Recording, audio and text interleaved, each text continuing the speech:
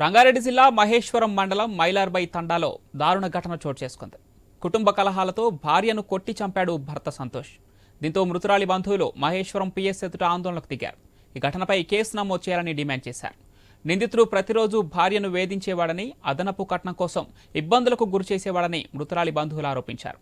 మృతదేహాన్ని ఉస్మానియా ఆసుపత్రికి తరలించారు పోలీసులు. నిందితుడిపై కఠిన చర్యలు తీసుకుంటామని హామీ ఇచ్చారు.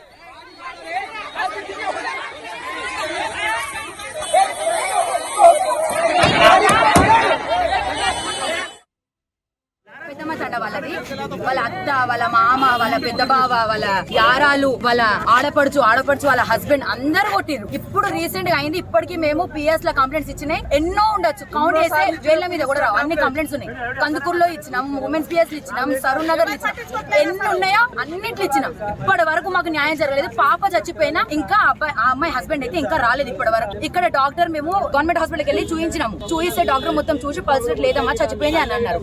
మేము ఇంకా అమ్మాయికి కొంచెం హెల్త్ ఇష్యూస్ ఉన్నాయి అట్లా అనుకున్నాం. తర్వాత డాక్టర్ మొత్తం క్లోజ్